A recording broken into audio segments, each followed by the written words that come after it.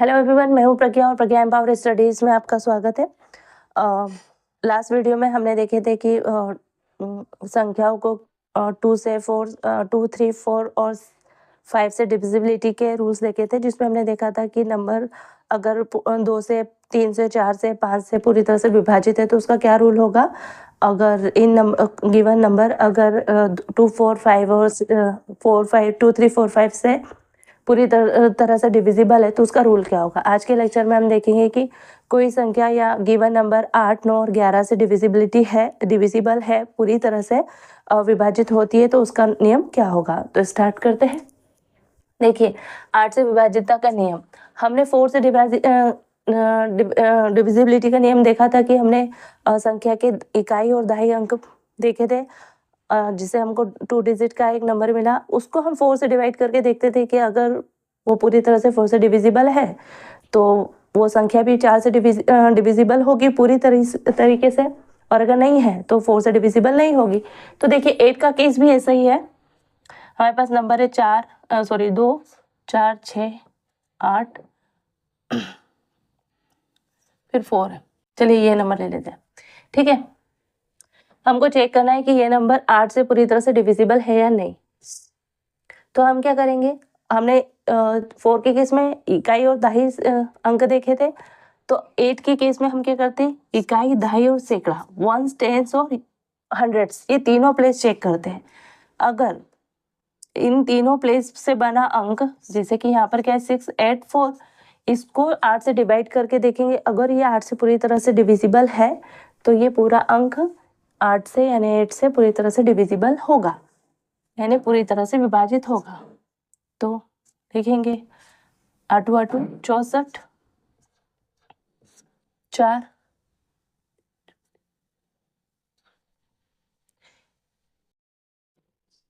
8 पंजे 40 और 8 सिंगल 48 होता है, फुली डिविजिबल नहीं है ना, क्योंकि हमारे पास शेषफल क्या आ रहा है, रिमाइंडर क्या आ रहा है 4। तो ये संख्या भी 8 से पूरी तरह से डिविजिबल नहीं होगी, ठीक है। लेकिन अगर नंबर होता 2, 4, 6, 8, 8, तो हमारे पास नंबर क्या बनता है 6, 8, 8। अब इसको डिवाइड करके देखो, 6, 8, 8 ये होता है क्या, 8 से डिवाइड करो 64, फिर ये 8 48। हाँ, ये तो पूरी तरह से डिविजिबल है क्योंकि रिमाइंडर हमारे पास आ रहा है 0। दैट मीन कि ये संख्या क्या होगा, 8 से पूरी तरह से डिविजिबल होगी।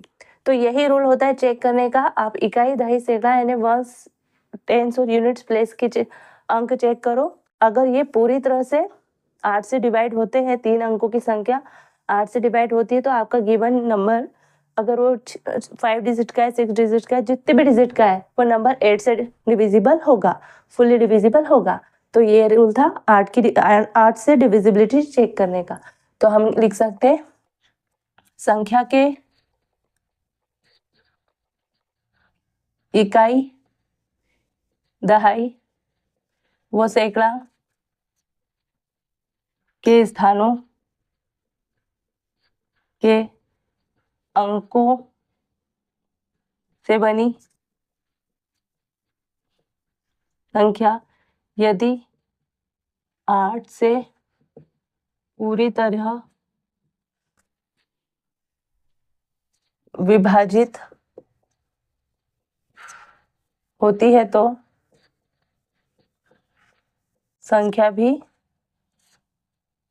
वह संख्या भी या गिवन नंबर भी 8 से पूरी तरह विभाजित होगा,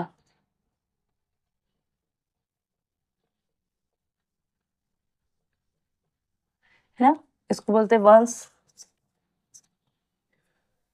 टेंस और हंड्रेड्स, 100 प्लेस।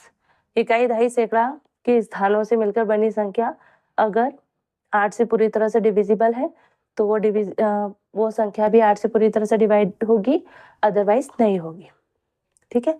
यह था 8 का केस। अब 9 का केस देखते हैं, 9 से डिविजिबिलिटी चेक करते हैं। देखिए जिसे गिवन नंबर है 5, 6, 7, 8, 9 और 1, ये एक नंबर है।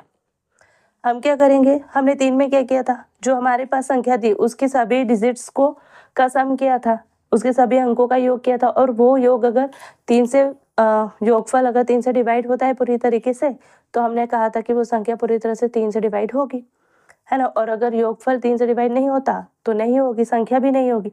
तो वैसे ही 9 का केस होता है, जो गिवन संख्या है उसके जितने डिजिट्स है उसके सभी अंकों का हम योग करके देखेगा, अगर वो योग 3 से पूरी तरह से डिविजिबल है तो ये संख्या संख्या के अंकों का योग करके देखेंगे, अगर योग 9 से योगफल आता है 9 से डिविजिबल पूरी तरह से डिवाइड होता है तो वो संख्या भी 9 से पूरी तरह से डिवाइड होगी, अदरवाइज नहीं होगी। तो इसके अंकों का योग क्या है, 5, 6, 7, 8, 9 प्लस 1, है ना। तो ये हुए 11, 18, 18 और 2 20 और 26, 26 और ये 10, 36।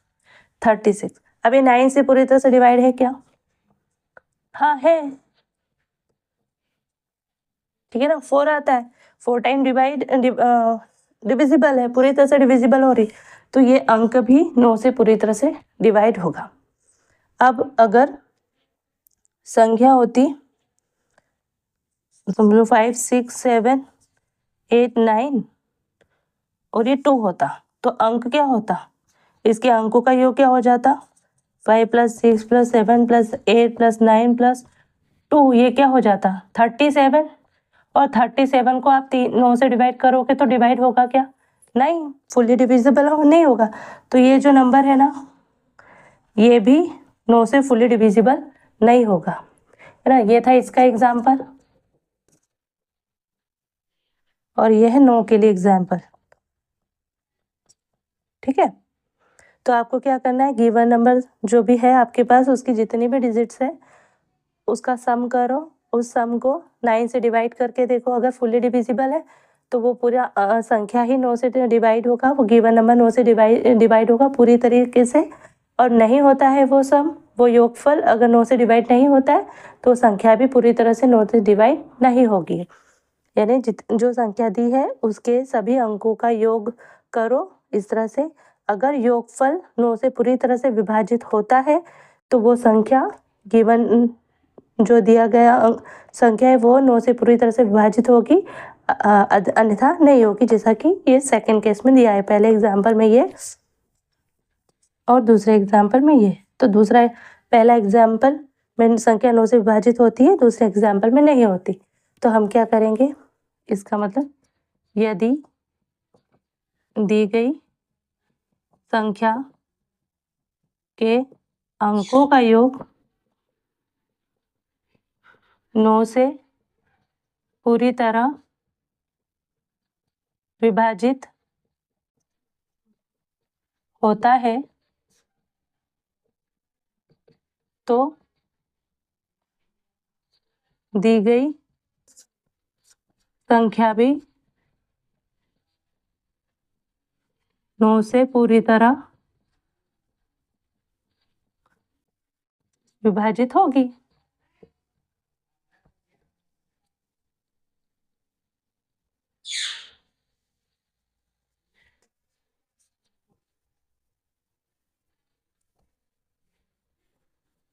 अन्यथा नहीं। तो ये 8 से डिविजिबिलिटी का नियम था और ये 9 से। 8 में आप इकाई दहाई फेंकना, वंस, टेंस और 100 प्लेस पर चेक करेंगे, अगर वो अंक वो संख्या आपकी अगर 8 से डिवाइड होती है फुल्ली तो वो डिविजिबल है, पूरी संख्या ही डिविजिबल होगी, अदरवाइज नहीं। 9 में आप संख्या के अंकों का योग करो, अगर वो योगफल 9 से पूरी तरह से डिविजिबल है तो संख्या भी डिविजिबल होगी, अन्यथा नहीं, ठीक है। आप चाहे तो इसका स्क्रीनशॉट ले लीजिए, मैं इसे रेस करके फिर आपको 11 से डिविजिबिलिटी का रूल्स बताती हूँ, ठीक है।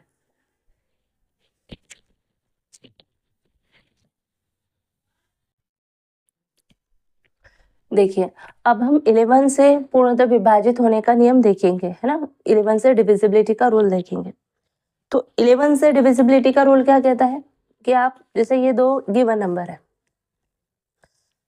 तो संख्या में इकाई के अंक से शुरू करके यानी वंस प्लेस से शुरू करके आप सम स्थानों का योग यानी इवन नंबर्स के अंकों का सम और ओड नंबर्स के ओड प्लेस के नंबर्स का सम, इन दोनों को जो सम अंकों का योग होगा है ना, सम संख्याओं के अंकों का योग होगा, उसमें से विषम स्थानों के अंकों के योग को माइनस कर दो तो क्या होगा, अगर 0 आता है तो वो 11 से फुली डिविजिबल है, या फिर जो अंक आपको आंसर आता है उन दोनों को घटाने पे जो आंसर आता है वो अगर 11 से पूरी तरह से विभाजित है तो फिर ये जो गिवन संख्या है वो भी आपको 11 से पूरी तरह से विभाजित होगी। जैसे ये यूनिट प्लेस है तो यहाँ से शुरू करके हम लेफ्ट हैंड को काउंट करेंगे तो ये इसका स्थान कौन सा है, 1 ऑड नंबर है, 2 even odd even odd even और ये ऑड है ना, इसमें से ये क्या है 1 3 5 9 सॉरी ये 7 आएगा, 5 और 7 ये जो कौन सा प्लेस है, ये सम स्थान है ना, ये जो है सॉरी ये और ये विषम स्थान हुए, ऑड प्लेस हुए ना, 1 3 5 और 6 इस स्थानों पे जो संख्या है वो ऑड स्थान की संख्या है, और जैसे ये 2 4 और ये 6 ये क्या होगा, इवन प्लेस हो गए, सम स्थान है ना।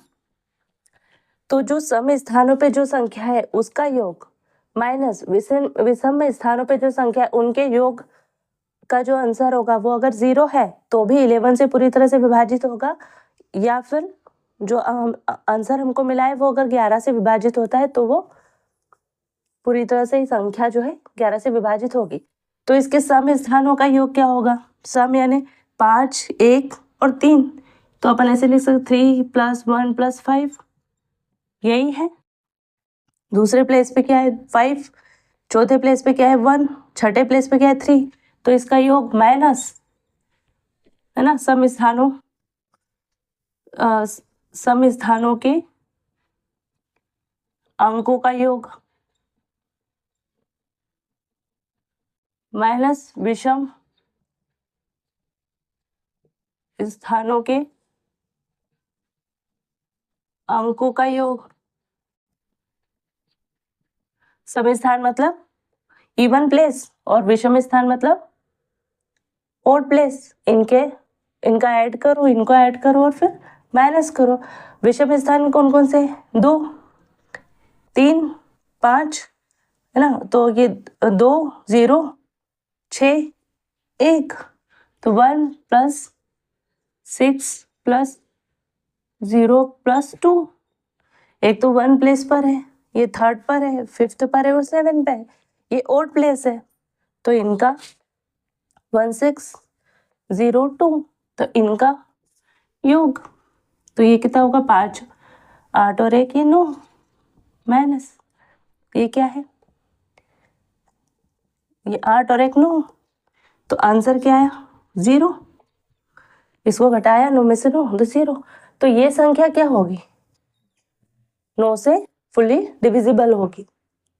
ठीक है, अब ये संख्या देखते हैं, इसमें देखो पहला प्लेस 1 मतलब यूनिट प्लेस से इकाई के अंक से स्टार्ट करके इधर तक मतलब बाई ओर चलना है, 1 2 3 4 5 6 7 8, हम सम स्थानों कौन कौन से, ये 4 6 और 8, तो सम स्थान पर क्या क्या है 9 + 4 + 8 है और ये 1, ये सम स्थानों के अंकों का योग माइनस विषम स्थानों के अंकों का योग, यानी 5 1 5 + 1 + 1, ये 6 और 0। अब इनको ऐड करो, ये 12 और एक 13, 13 और 2, 13 और 9 22,